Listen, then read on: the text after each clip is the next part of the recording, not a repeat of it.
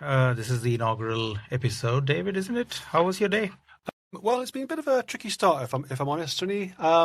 It's tube strike day in London, and it's raining, and I had a long walk from my workshop this morning to get to the studio. So I'm delighted to be here. Very good, very good. Well, I had an easier time getting here, but yes, I think we are getting into autumn and winter, so expect more of rain, more of cold. Who are we? First of all, this is an inaugural episode. So my name is Srini Anamaraju.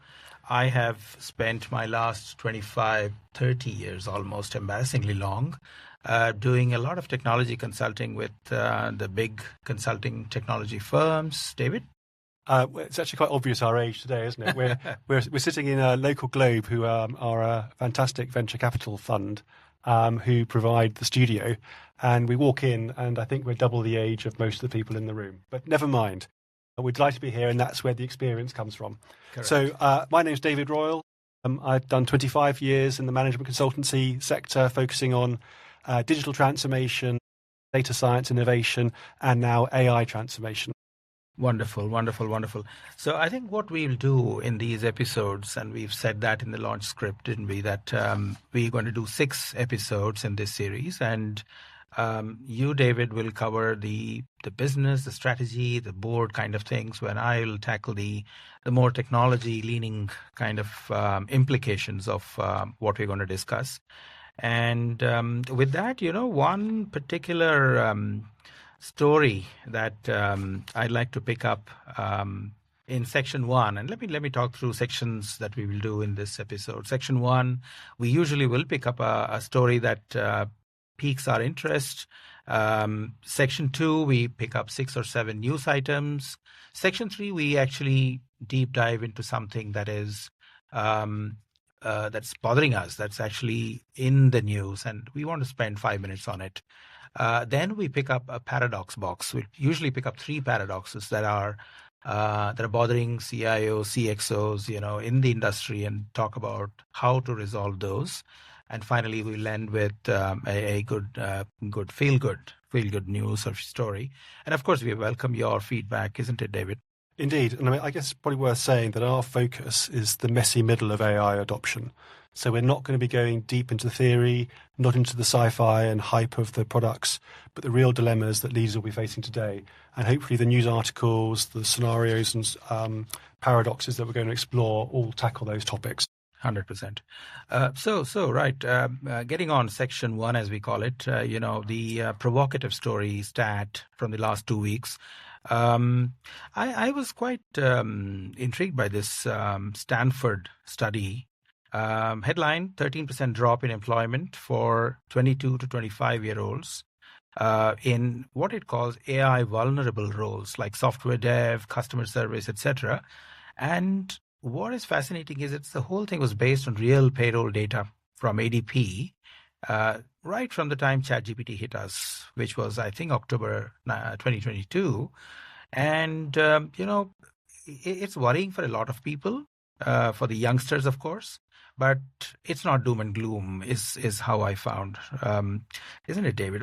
This really needs some thinking and peeling the layers, as it were. I mean, it's two sides of one coin for me. There's fantastic opportunity, but there's definitely an awful lot of anxiety and concern out there, particularly with how AI changes the jobs that people do. And I think these statistics, such as in the Stanford study, is something we're going to have to get used to. There's going to be more of this. It undoubtedly is going to have an impact on employment and the nature of jobs. And it's not a standalone reference. I mean, there's plenty of industry commentators out there making similar predictions. I was going to reference Dario Amodei, who's the Anthropic CEO. And he was referenced, I think it was a couple of months ago, saying AI is going to wipe out half of white-collar jobs in 1 to 5 years. I mean, that could be in 1 year's time. And he's also saying that could result in a 10 to 20% spike in unemployment. These are big things. These are. And I think if I were to look at the report in more detail, do you think the roles that actually get automated can be done by AI, agents, LLMs, whatever? They are more at risk rather than AI augmented roles. It's probably not all doom and gloom. The youngsters can actually become more AI augmented in their skill sets and kind of move away slightly from AI automated kind of roles. What do you think? I mean, that's the overused moniker, isn't it? That AI won't take your job, but someone who has AI skills probably will. I think that's probably true. I think it's table stakes now. And if you are in the working environment, you need to be AI literate because the productivity shift is enormous.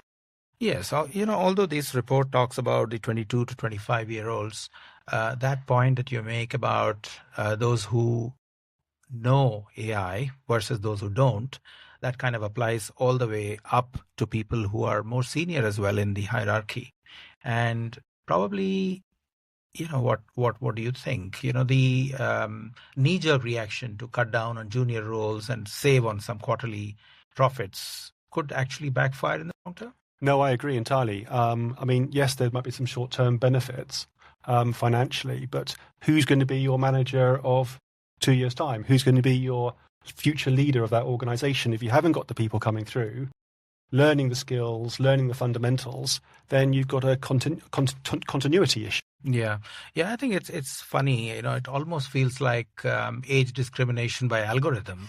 And the thing is, if you do not have that diversity of skills inside an organization, and if you take the knee-jerk reaction, as it were, to get rid of people or not hire the younger people, then you are looking at not utilizing their own cohort, because all these younger people actually have a market of other younger people, and they seem to know, for example, whether a particular type of cola will sell in their age group. And if you don't have that kind of cohort in the organization, then you're missing out on that knowledge, that experience, isn't it?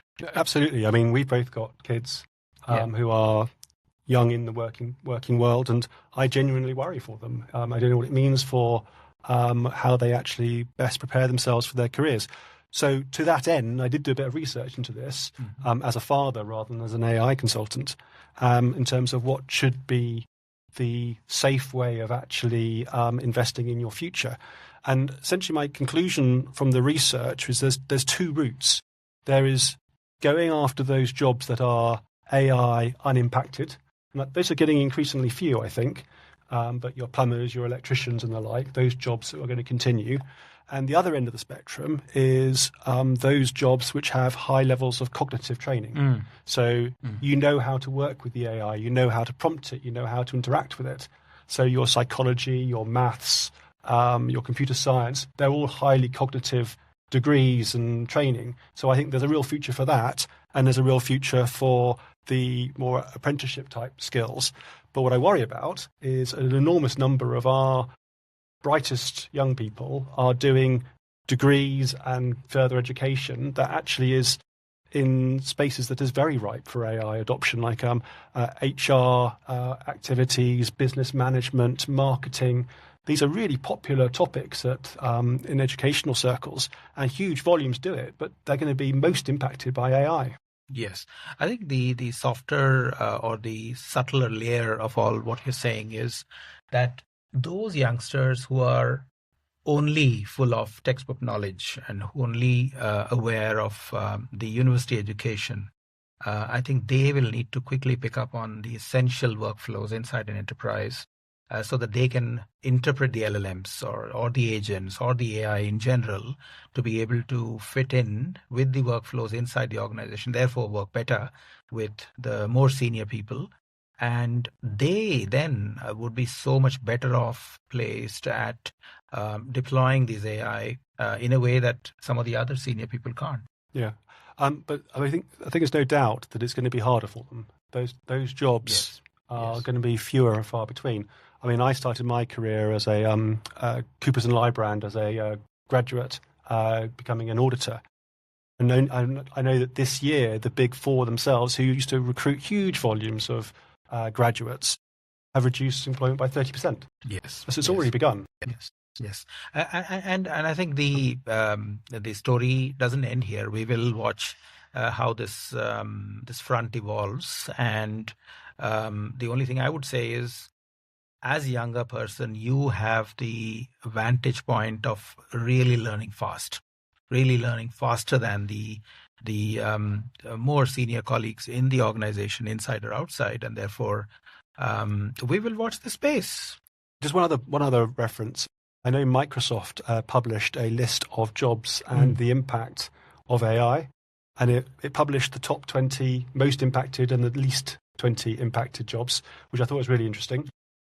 The top most impacted job was a translator, because instantaneous translation is absolutely there. Do you know what the least impacted job was, according to Microsoft? To be a dredger. Okay. Oh, yes, I remember that. Yeah, yes. They talked about it, didn't they? Yeah.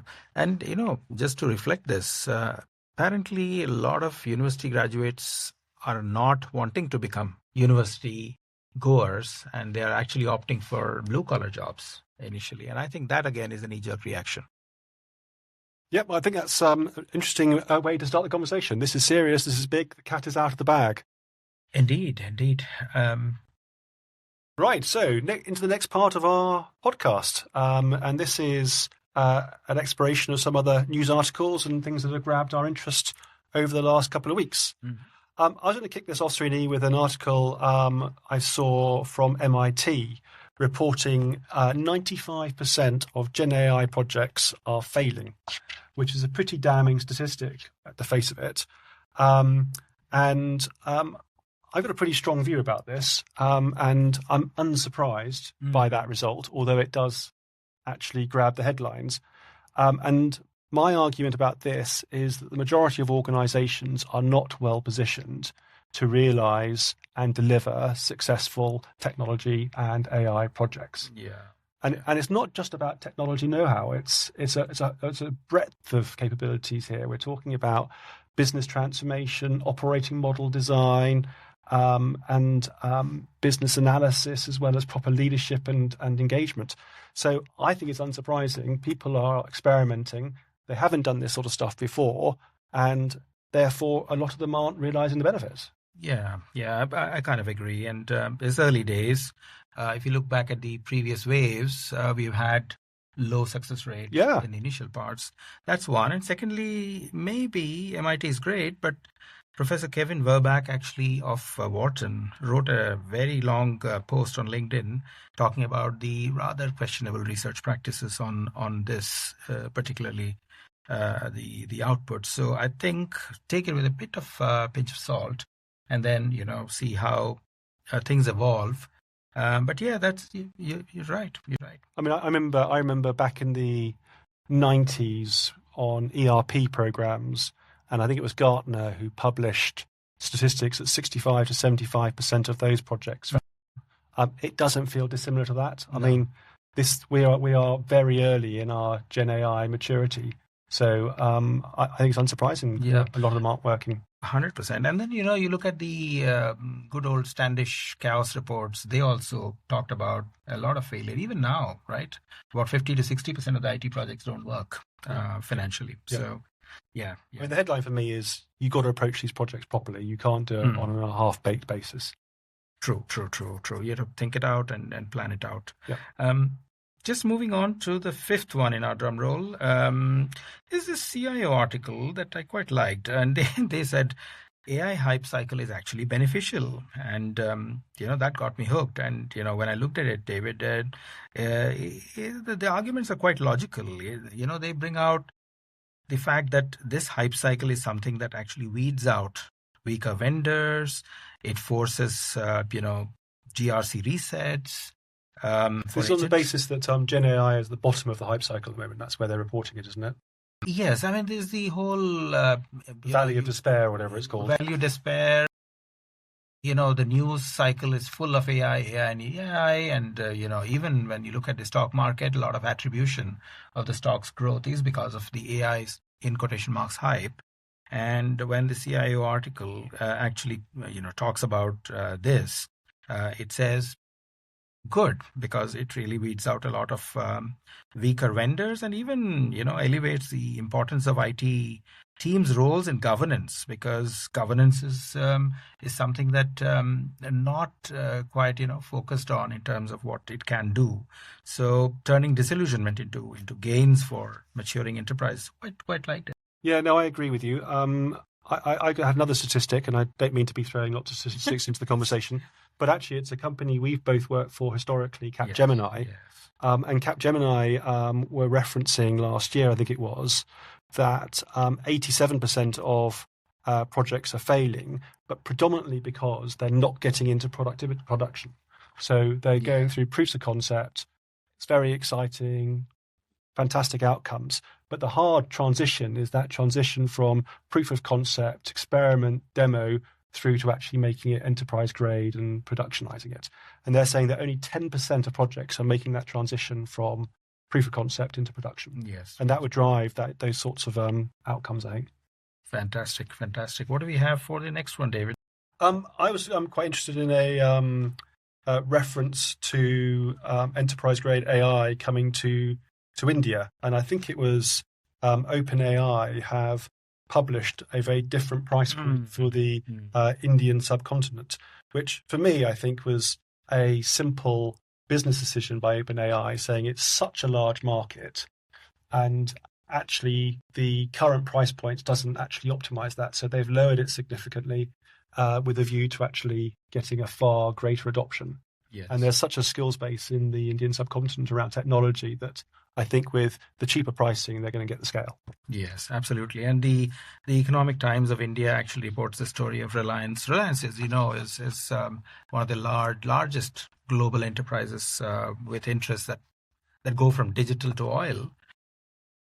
They and Meta are teaming up, $100 million invested, not a big amount, but with the split being 70% towards Reliance. It's an interesting affordability-focused effort that's going in there.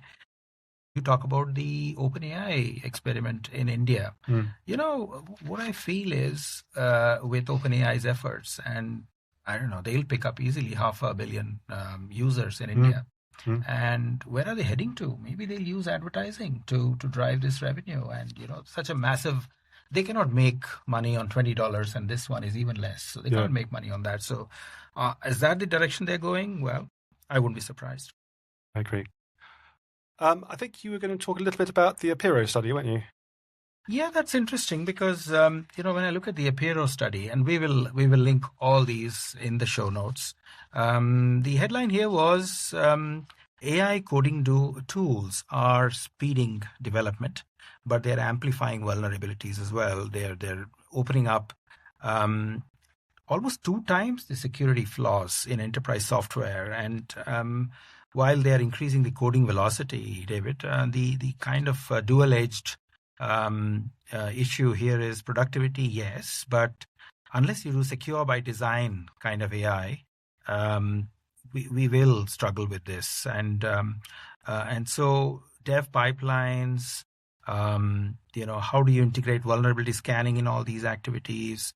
Because you can become 40%, 30% faster, but if you're not factoring in costly breaches, then you have a problem, isn't it? No, absolutely. No, I agree. It's all very well going quicker, but if it's inaccurate, then that's a problem. Next one for me, my final one was talking about consultants being left behind in the AI boom. This is a Wall Street Journal article highlighting that big consulting firms have poured billions into pushing their AI transformation offerings, yet clients feel that the delivery has fallen flat. Unscalable pilots, as we were referencing before. And I mean, certainly the recurring story I'm hearing is that people see these exciting demos, but then are faced with a huge bill in terms of actually productionizing that solution comes out of the back of it. I mean, we're both in the consultancy and technology sector, so if you know this firsthand. And I think these industries are changing fundamentally themselves. So despite trying to help all these other industries make that transition, their world is changing too. Very much. And actually how you deliver these projects is fundamentally shifting. I mean, if you are suddenly 5x, 10x more efficient, do you continue charging on a time and materials basis? There's a major reset coming. Yeah. And I don't know whether you caught this one, David. This chap, Alex Lieberman, started this idea called McKinsey for AI. And what he's trying to do, I happen to be one of his WhatsApp groups, actually. And the thing that they're trying to do is, if an analyst at McKinsey charges 2,000 a day for the client, then they're trying to see how they can automate that, how they can augment that role, and then do this much more, but not charge for the time so much as charge for the outcome. I mean, for those who haven't tried putting those sort of strategic questions into ChatGPT with the right prompt structure, I mean, it's extraordinary what you can get out. Absolutely, absolutely. Do you want to finish us off with a couple of feel-good stories? Yes, I love two of these. I think I picked up two feel-good stories. One was, and this happened just last month, Chan Zuckerberg, Mark's wife, I think. There's a biohub that she sponsors at Stanford University, and they unveiled a breakthrough in autonomous multi-agent AI labs. Big terms, but what basically it means is they're trying to design, validate new COVID-19 nanobodies with just 1% human oversight and 90% success. That's the opening kind of success that they've seen. I thought that was really good because on the one hand, you're seeing these stories, but there are other stories where you're hearing about lack of success of new molecules, etc. that's coming. And, curiously enough, somebody is talking about bits meeting atoms has not worked very well, or molecules not worked out very well. But this is a very positive sign. Does it help if you're married to one of the leading technology firms? Is that it sure helps. It sure helps. And this we will track, and we'll come back to the listeners again maybe after 4 or 5 months and see where this goes. And the last one is, of course, Sal Khan of Khan Academy, and this guy has done a remarkable work. And only last month, I think, he's come out with. In fact, The Verge covered this, and he's come out with Khan Go, a personalized AI tutor that supports both students and teachers. And I wanted to have this for my younger one, and it was only available in the US, David, earlier. And then now I think it's definitely available, I think, worldwide. So this is something that got covered in the Decoder podcast with Nilay Patel. And something that I'm sure you're looking forward to trying out as well. Yes, and I mean, there's quite a lot of different providers out there. I'm Prof.ai, which is a sectionai.com product, is similarly interesting. But actually, I was starting to look at the large providers and the volumes of people who are going through training at the moment. And I mean, the Coursera's and Udemy and Google are people. I mean, they're reporting sort of 10 million users going through their AI courses, which is extraordinary on one side of it. But then when you consider that ChatGPT now has 600 million weekly users, 10 million out of 600 million is quite small. Yes. And then when you consider that there's 7 billion in the population, we've got a long way to go. So yes, very fast adoption, fantastic. These tools are being well adopted, but I mean, hidden in those numbers are all those people who start the course and don't finish them. There are people who do 2 courses rather than just the one. Yeah. So I think we've got a long way to go, but it's great to see that there's some options open for people to go. Very true. And you brought up ChatGPT. So the one of the toggles actually in ChatGPT is study and learn. So there's a feature that actually, if you click that on, it takes you through a Socratic dialogue about not telling you the answer straight away for a question. And then it kind of nudges you towards the answer. And if you go crazily haywire with the answers, then it'll bring you back to track. So it's the study and learn toggle that when you click on the plus, I think, on the window. I didn't know that one. Thank you for that. I'll experiment with that this evening. Very good. So I think that wraps up our news articles for today. And we move on to our first of our Paradox series. Absolutely. Where we talk about a deep dive, don't we? So let's talk about AI ethics. I understood you went to a recent roundtable on AI ethics, and it's always intriguing subject as it is. So how was it? It was really good, actually. It doesn't sound like the most dynamic of topics, but actually it was fascinating. So it was only yesterday, and it was run by the ACCA, which is the Association of Certified Chartered Accountants or something, I think, and the CISI, which is another big acronym for the Chartered Institute of Securities Investments. which is the member body for investment management firms. And there were about 6 of us, I think it was, talking about the ethics within an AI environment. And there are 3 fascinating case studies that we dived into. One was around an individual in an audit firm, unsurprisingly, given the ACCA involvement, where one of the juniors had developed an automation tool with AI, had used it proactively in his work, saved huge amounts of time, but hadn't disclosed the fact that he had used this tool either to his team and certainly not to the client. He was able to do so much more work, but is it still appropriate and ethical for him to be charging the same amount as if he'd done it manually? So that was the first one. So that was really interesting. The next one was the scenario of a bank which had adopted a new HR appraisal and performance management system, which analysed the performance of its various fund managers and asset managers and the like, and then established the rewards the individuals would get based on different criteria. The result being that a number of people had got bonuses that were not aligned to their expectations and to their performance, and out of kilter with what they'd achieved historically. There was something wrong in the algorithm and what to do in that scenario. And the third one was a tax system, which was sharing client data to drive new tax saving benefits by comparing different clients and customers to optimize that tax advice. On the face of it, fantastic. But the downside was the client terms and conditions said that their data was protected and would not be shared. So actually then an exploration of what are the implications of that, and is it appropriate for, even though the data was anonymized, it still could be determined who were certain clients due to their profile.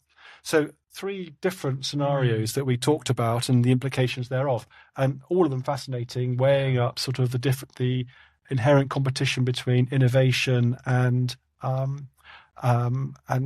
suitability, and then what do you do when you've already got an outcome, and should you realize there's a problem with your algorithm, should you pull it and revert back to the old ways of doing it, and then also back to those data sharing ideas and challenges. So some really good meaty topics to get our teeth into. Very nice. In fact, what this says is the kind of experimentation that's going on with AI, and that's always fascinating, right? So, just to step back a little bit, the why now question is top of my mind. Nobody asked about the ethics of moving to cloud. Well, unless you count grumbling about AWS bills, or with ERP and digital, it was mostly about cost, security, speed, those kind of issues. Yet, as you rightly said, with AI, suddenly ethics gets board level airtime, right? Board level airtime, and that's right. We are seeing regulators, investors, even customers weighing in all your examples that you talked about. So, David, why does AI suddenly get its own moral panic, as it were? Literally, when earlier tech waves escaped this level of scrutiny, or am I reading too much into this? It's a fair challenge. I wonder if it is the sort of almost that magical, unbelievable aspect of AI that actually causes that level of anxiety. Technological revolutions we've all been through over the previous years, even the likes of cloud, weren't that hard to understand at the face of it. I mean, there was obviously some confusion over what cloud meant, but once people got that underlying premise right, it wasn't an unbelievable concept. Whereas it's quite hard getting your head round how an LLM works. And I wonder if that sort of magical element of it creates this sort of anxiety over around how much control we have, how do you manage it, the ethical implications of it. True. And maybe, what you have in mind also is the fact that AI is not deterministic in that sense, right? So you don't know where the LLM is going to hijack you to, and therefore the why now question with this wave is so much more important. I think well said, well said. So, well, the funny thing is CIOs don't have a budget line for ethics, do they? But Afraid not. but they do have one for fines, lawsuits, PR disasters. Those kind of things are definitely something they don't want to see on their budget line. So, in other words, what I'm thinking is ethics shows up as cost only once it's too late. And that makes it kind of less philosophy, more risk management, isn't it? So, how is the roundtable talking about this? How does ethical mishandling actually show up on a CIO's P&L? Well, I think the risk parallel is correct. And certainly for those of us who've worked in regulated industries, risk management is a very prominent and significant department with proper cost base to it. And I think that is essentially the model that we need to be using for the ethical considerations and the cost avoidance of AI. And actually, certain sectors don't have that same risk emphasis, but I think anyone who's using AI needs to start adopting that mindset in terms of how you consider AI and the implications of it. Absolutely, absolutely. And therein come in some dilemmas. This is what I'm thinking. Every CIO's nightmare is twofold, right? When there's a fine or a lawsuit, etc., it's twofold. The data breach they can't control, and then the chatbot that insults a customer at scale can happen, if not happen. Did you hear that story about Chevrolet and their chatbot? No, tell me about it. That was fascinating. So the Chevrolet chatbot was being hacked by users to the point they actually got the chatbot to start recommending competitors' vehicles. Oh, goodness. And so Wrangler Jeep was coming up as the Chevrolet chatbot was recommending alternate products. And there was even one example where they got the chatbot to suggest that the Chevy Tahoe, which I don't know, it's an American car, was appropriate to be sold for $1. But that's a sort of PR disaster you do not need. So I think we're faced with two things, isn't it? One is traditional security, the kind of, the network, the encryption and that sort of story. But that was in the deterministic world. Now, the other is this messy new AI space, AI ethics. So what do you think is most common kind of ethical trap you see some enterprises falling into today? Is it already beginning to become visible? Yeah, no, I think it is. I think the most common and biggest trap is around outsourcing of accountability. So outsourcing of accountability. So right. the algorithm, the black box, LLM said this, therefore I've used it. And that's not that you can't rely on that. It's still the individual who is responsible for what they're doing. And in fact, I draw parallels with the outsourcing legislation within financial services, as prescribed by the PRA and CISC-8. I don't know if you're familiar with CISC-8.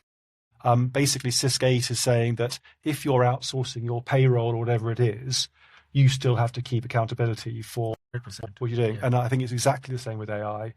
Accountability remains with the individual, with the company, even if you used sophisticated tools. And this is why human-in-the-loop review process is so critical. Yes. Yeah, that is something that you can't avoid. And that's where guardrails come in. That's where HITL, as you said, that comes in. And, ethics, if it only lives in PowerPoint, then it's useless. It has to be traced back to an individual or to a department or function. And therefore, it has to be wired into the stack, isn't it? Ultimately, it does go back to data pipelines, training of the models. If you're using multiple models, then how do you make sure that you're using the right model for it? We talked about guardrails, the deployment guardrails. Otherwise, you're getting into a big theater of governance, and then that doesn't help. Curious, where in the AI life cycle, if we can call it that, do enterprises most often ignore ethics? And what's the impact of that ignoring of this whole subject of ethics? For me, I think that whilst there's a reference to sort of the technical stack, I think there's a leadership stack, which is equally important. 100%. And I know I'm on the pink and fluffy side of the spectrum, but actually having the right leadership and governance and visibility and training for your people around how AI should be adopted, I think is first and foremost going to drive the technical adoption and actually those underlying components within the technical side of the house. But going back to your question in terms of where do enterprises most often ignore ethics? I think the one that is most significant, certainly right now, is around shadow AI. Now, by that I mean AI that people are using informally, unofficially, certainly particularly organizations, and there's still quite a lot of these out there saying you can't use AI because we know that if you put that information into a free LLM, that information could be surfaced elsewhere as part of the training data set. Now, I have to admit, I haven't actually seen that firsthand ever occur, but it is possible. But one of the early conversations I have with my clients is about actually using enterprise grade AI rather than actually using the free tools out there. And by giving your people the policy, the rules, the training, and then providing them with enterprise tools, then you have that control and that protection of your information, because you don't want that scenario where client-sensitive information has been put into a tool, your client finds out you've been doing it, you've suddenly got a PR disaster, you've got a legal case in your hands. So I think shadow AI is the biggest concern at the moment, and actually needs to be very much managed. So basically, it does come back to sort of trade-offs that we have to do. You're saying pick the speed. If you move fast and break things, then that is one thing. But if you look at industries like we have been, finance, healthcare, etc., what breaks isn't the code, it's the trust. And that's what you're trying to, David, safeguard, isn't it? And CIOs all over the place are being forced to weigh speed versus fairness, or open versus proprietary, automation versus oversight, that kind of thing. To your mind and the panel, which kind of trade-off do you think CIOs mostly underestimate? And if there are CIOs listening to this, why? Why do you think this is happening? And this might be where I disenfranchise myself from half of the audience, because I think AI shouldn't be under the ownership of the CIO. I think it's a CEO agenda. It's a board agenda item. And it isn't just a technology adoption. This is transformational. It changes what your organization can do, what it can achieve, the business model that supports it, the type of people you have, the process, the whole thing changes with this. And therefore, for me, that trade-off is this needs to be treated as a business transformation rather than a technology transformation, or a technology implementation, even worse. Yes. And actually, it's in large part about the people, the understanding, the training alongside technical discipline. Yes. And absolutely, this is not a technology subject. It has its origin is somewhere else. Its origin is at the board level, at the strategy level, at what should we do level. So that makes sense. And you know, when you look at this kind of a subject, definitely our listeners would like to have a cheat sheet more than anything else sometimes in ethics. It is a bit fluffy sometimes. So if somebody has a 20 million budget and tight timelines, no patience for vague advice, they need a playbook. So is there a kind of, can we dumb it down in, I don't mean it in a negative way, but can we kind of say a 3 or 4 or 5 step ethical readiness checklist? So if somebody calls us in and says, develop a checklist for us, or readiness, are we ready for this particular initiative? How would you think about it? Well, it just so happens really that I've developed a NED AI checklist. There we go. Now, this wasn't set up at all, was it? So on that checklist, I talk about governance. You need to have the right governance around your AI. And certainly a lot of the non-executive directors that I've talked to, they don't know what AI is being used in their organization. Yes. The people, it's back to that shadow AI issue. Yeah. So there needs to be a good audit of what's on inventory of what's being used in your organization. I think there's an accountability thing. So who is responsible for AI in the organization? And there should be a executive who is responsible for AI. If that's the CIO, the COO, whoever it might be, the chief AI officer, for example, for a larger organization. I think that risk management premise of actually what if this happens? What do we do about it, and how do we mitigate those risks? I think is very important. And the final thing I would add to this checklist is around value delivery. And I think it's very easy to get overexcited about the hype and the excitement around AI, and actually tracking the return on investment and the bottom line impact of these solutions is critical. Yeah. Shadow IT, shadow AI. Yeah. This is something that you have brought up several times. Yeah. And I agree. And I think, how do you control an employee who comes with his own laptop or her own mobile to use some of these LLMs or AI tools is something that will be tricky. So provenance, we will pick up on later episodes about data origins and traceability and those kind of things. But absolutely, with AI, the stakes are higher. Just imagine many autonomous agents making calls, regulations tightening, talent that can code but not explain accountability. Nightmares. So, lastly, before we change subject, what could be the ethical blind spots that enterprises are likely sleepwalking into right now? So, I'll go back to that shadow AI point again, because I think it's so fundamental. Certainly the learnings from the big banks, which is where I spent the last 10 years working, is initially they said no AI. It's not allowed. Won't be able to access it from our corporate computers. And then they found people were doing stuff on their phones, were going around the sides to avoid it. And that was a big issue. And people were doing inappropriate things. They didn't really understand the implications of what they were doing, and they're exposing the organization to significant risk. So the banks have recognized that now, the big banks, and now they have the corporate solutions and the corporate approaches, and they can now control it and manage that risk, which I think is important. I don't think that lesson is necessarily translated across the spectrum, and certainly a number of the smaller organizations that I work with are not cited on this, and they either done nothing, or they've said no AI at all, both of which open them to risk. So I think those are two areas that need to be managed. I mean, the point for me is the AI cat is out of the bag. I wonder if that should be the name of our podcast, actually, because it is now a reality. Yeah. It is incredible what it can do, but it needs to be controlled. It needs to be managed, and blocking it or ignoring it is not the right answer. No. Blocking. Even imagining that there are no blind spots is not going to help. So I think you said it right. Fascinating. I think this is, I suspect, a subject that we'll come back to many times in the future episodes. AI ethics. That's what we covered just now. So we'll now go into the paradox box. Very good.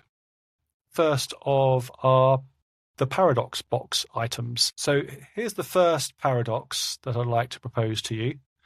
And the organizations are not going to be referenced and changed to protect the innocent or guilty.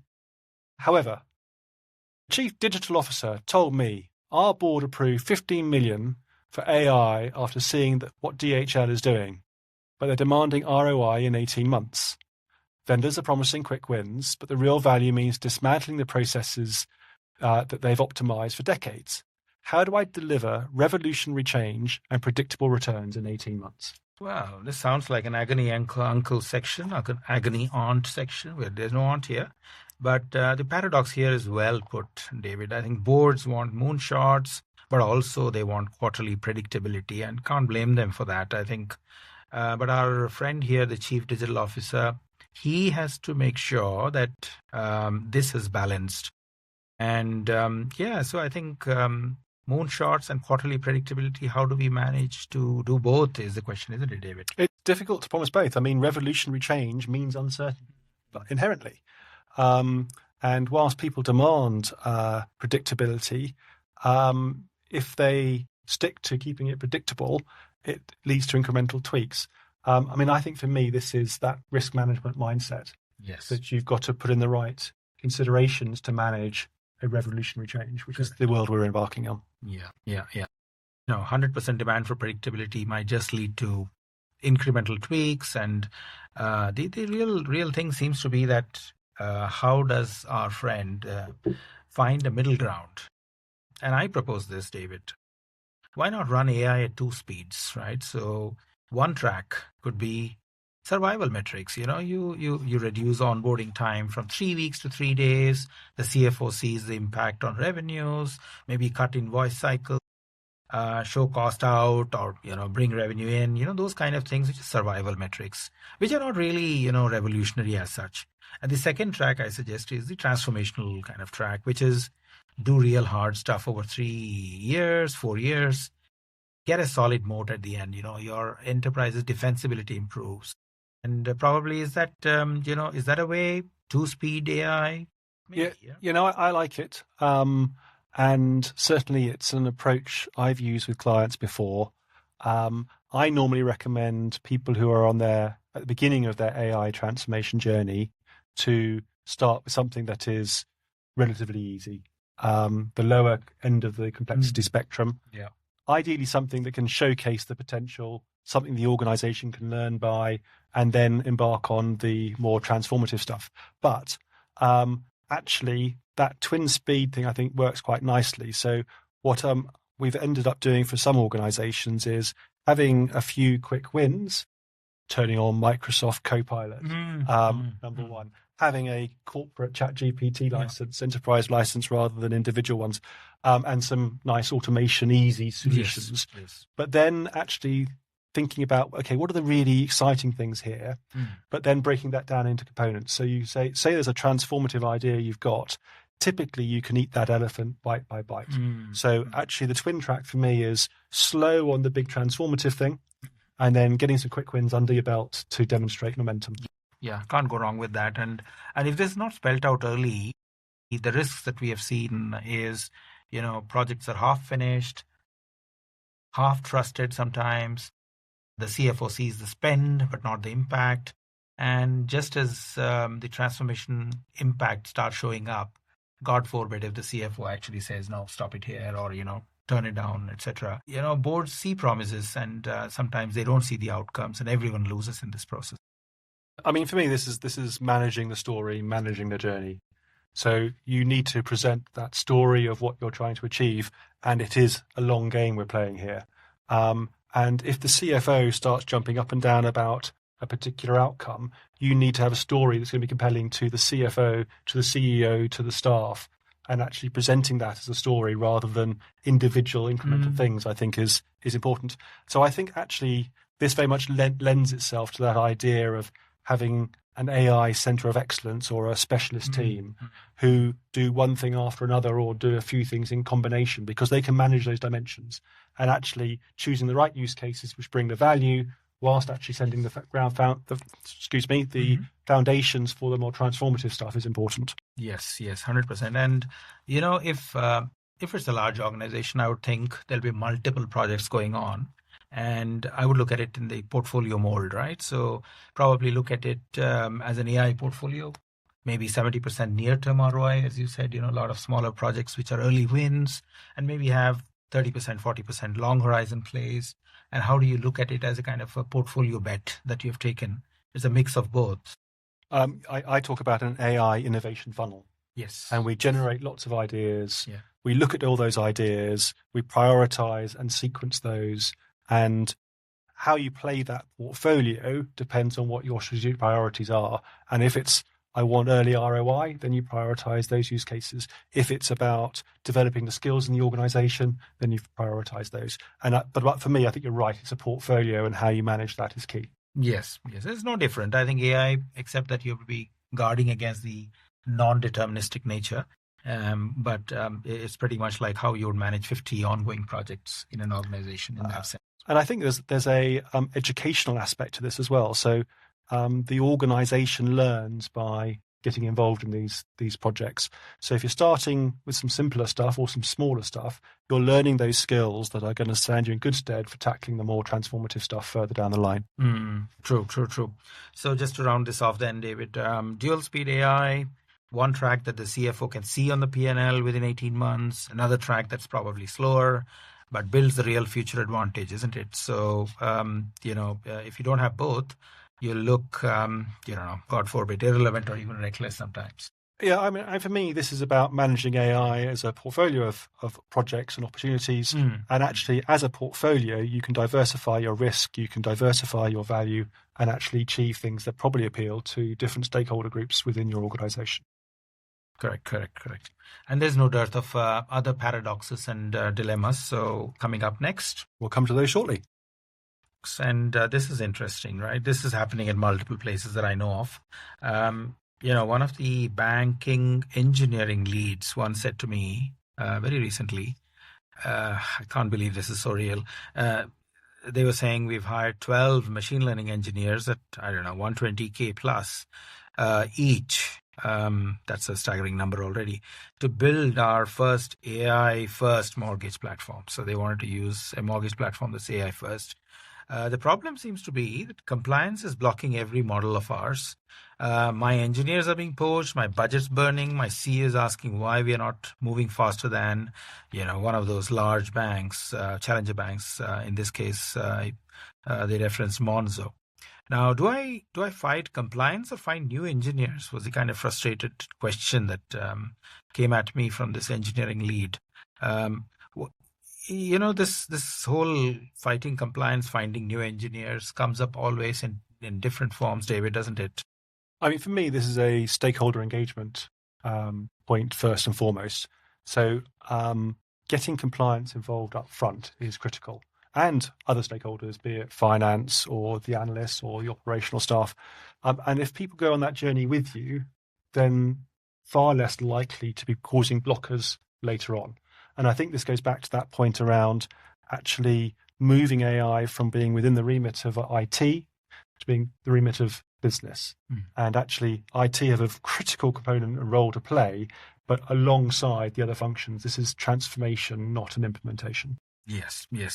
As you rightly said, you have to have compliance being thought of as gate openers, not blockers. And you bring them in from start and design for yes, and they'll help you design for yes. So if you bring them in, you say, what should I do here? So that it's easy for you later to think of saying yes to me rather than springing that surprise. I think especially with AI, the importance of compliance bought in right from the beginning is very, very critical. And remember that you're just not building for regulators, but for customers. So therefore, compliance is part of that team. I mean, it's human nature to a certain extent, isn't it? If you're part of it, you're less resistant to it. And also, there's an education everyone's going through. So if you're part of that learning cycle yourself, you understand why a solution's been designed a particular way because you've been involved in those conversations. And therefore, you are able then to put your name to something because you've understood it. And I think that's where half the problem is, that compliance are being dropped these types of solutions without any understanding of why and wherefore and how it was done.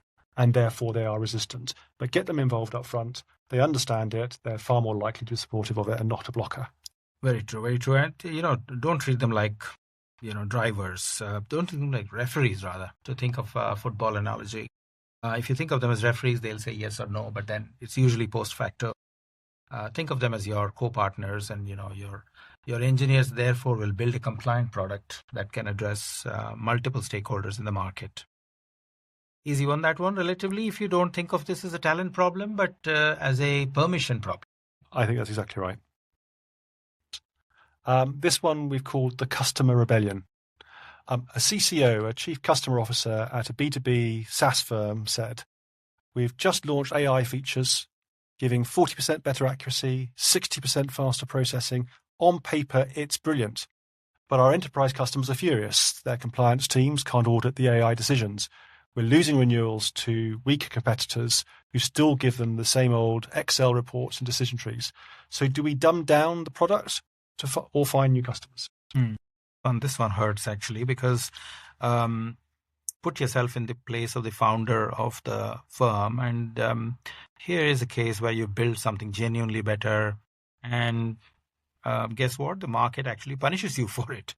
So the paradox of being too far ahead of your buyers is something that we are tackling here, David, isn't it? And enterprises, when they are customers, they don't buy brilliance. They tend to buy confidence. They want to make sure that every decision that's coming out of a so-called AI product is actually traceable, can be explained. We talked about ethics angle earlier. So the buyer's job isn't to just use the tech. It is also to survive their own boardroom grilling. They should not be hauled up in the boardroom when there's something disastrous that's happened because of the product or anything like that really happening. So yeah. I mean, I don't. If I go back to that AI ethics roundtable that I attended, there was one scenario which we talked about where one of the audit juniors had created this fantastic new solution, which was a real time saver and very, very helpful in terms of the delivery of the project. And we were all asked what was the right response to this individual. Now, he'd done something wrong in that he hadn't been transparent about it. He hadn't made it visible. He just implemented his own innovation by himself. And that obviously had some concerns for the leadership of the organization. But the whole group felt very strongly that individual shouldn't be punished for doing that because he hasn't been given the guidance about doing it. And he demonstrates some real exciting, cutting-edge thinking, which could be then embedded in the way the organization did things. So I think that's very important that you don't want to be punishing people for bringing these things in, giving them permission, but giving them the permission and the guidance in terms of how to do it properly and bring these developments through. Because the one thing you can't afford is for them to go wrong and people not to understand why. Because once it goes bang and you have an issue, you've lost that trust, you've lost that reputation, and recovering that's going to be really hard. Yes, and it's funny because if you do not give them the guidance and do not encourage and then expect them to turn out exactly what you need, then it will not happen. The other side is that you can't simply dumb down your product either, right? You lose your edge. So the question I'd ask is a bit embarrassing one for the founder. I would say, why did you not think about putting explainability, putting audit decisions, transparency into the product by design right from the beginning, right? So I think that's something I would do if I were to add a feature to the product and, make sure that I don't compete only with vendors, dashboards and exports, but also have these new features that can be explained.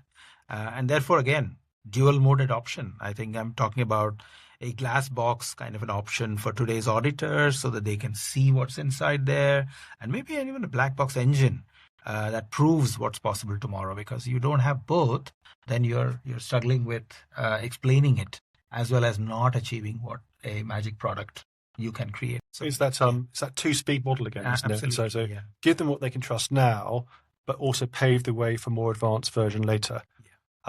So the nuance to that, though, for me is market the black box as an upgrade path, not a replacement. So it's an iterative process and planned, but giving people the confidence up front. Therefore, it's not a threat to their control. It's a horizon they can move safely towards.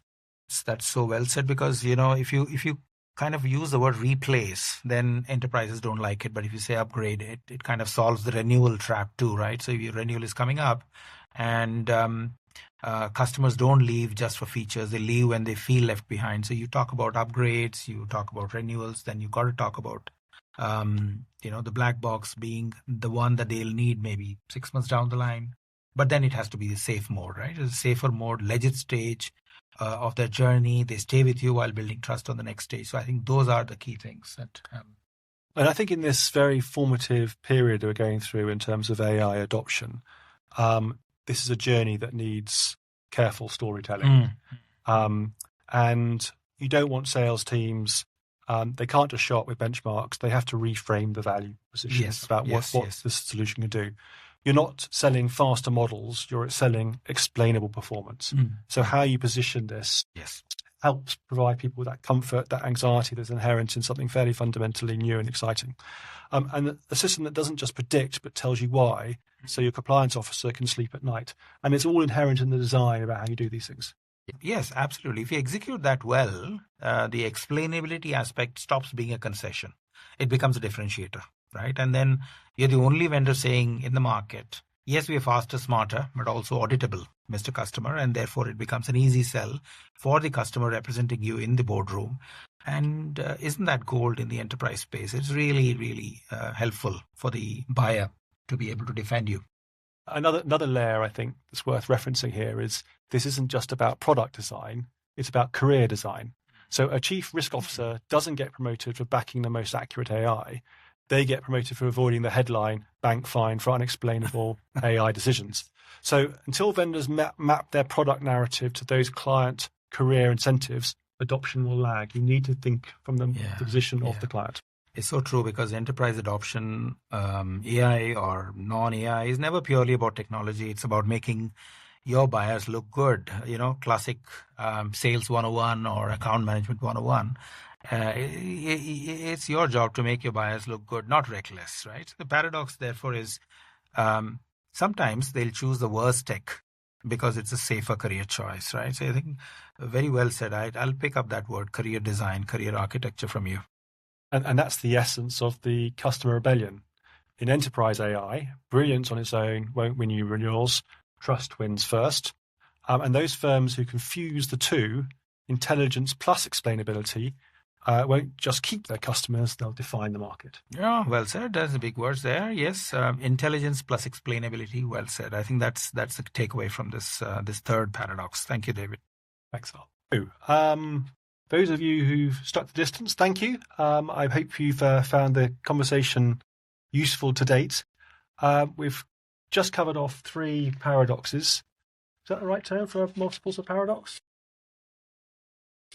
And I think they're all 3 flavors of the same tension. That demanding certainty from the board, compliance holding the keys and the ability to close things down, and customers pushing back on brilliance. But if you zoom out, I think the real paradox is this. AI adoption isn't about models. It's about managing expectations. Yeah. Expectations is such a thing that it's a bit like saying ambition without evidence is theater, right? So it's the flip side is have ambition, but dig for evidence as well, build evidence, and so whatever the paradox is, that has to be anchored to evidence when you're looking at building something out, and you can do both. You have to do both, not simultaneously, but in sequence. So one fuels the other. That's what I would say. I mean, we've talked a lot about sort of portfolio management, haven't we? And I think the secret here is, and the winners will be those who handle the trade-offs best. Ambition balanced with evidence, engagement, and looking at a portfolio to deliver the outcomes that differing stakeholder groups require. Yes, and a lot of it came up in terms of career angle. We talked about the talent being not the issue, the permissions being the issue. The third paradox was about the career architecture, those kind of issues. So definitely, if you're leading AI in your organization, your job isn't just about deploying technology. It's about storytelling, as you said, David. It's narrating the journey, making every stakeholder, be it board, compliance, customer, feel like they're inside the story, not the guinea pig for it. And that was the takeaway for me, really. We're clearly at a unique point in time, aren't we? I mean, it's the most significant change in my career, and I've been around a fair while. And I think as a result of that, there is a lot of mistakes being made. And I think that leads to those statistics coming out of the MIT study and the like. And I think it's going to continue to a certain extent. So my forward bet is that by 2026, a third of AI programs, particularly in not the super organizations, but the smaller organizations, will have been shut down. And that won't be because the tech failed. Yes. And in fact, workshop I was in this morning, our tech lead was saying the tech is not hard. It's, I don't want to degrade what you do, but it's about the governance and the expectation setting and taking your stakeholders on that journey to understand the opportunity. No, that's true. That's true. Tech is not hard by itself. I think it's the orchestration of that tech and kind of grounding it in the context of the organization strategy. I think that's key. Well, excellent. So, it's that time of the episode where we talk about the teaser for the next episode, right? So I'm calling it those 3, 4 big words. I'm calling it the enterprise AI scaffold, right? So, what are those practical 10-step mental models that will help you um, align your AI initiatives to the P&L, match the model to the risk, really ship safely, scale what pays, and not kind of be all over the place. So we will pick up use cases. We'll talk about model running. Really, we're going to call this enterprise AI scaffold. So how are you going to build that enterprise AI scaffold, and what does that involve? Quite excited about that, David. Yeah, I look forward to it. Thanks so much, Srini. Well, thank you. Thank you all for listening this far, and hope to see you in a couple of weeks. Thanks, Anne. Bye-bye.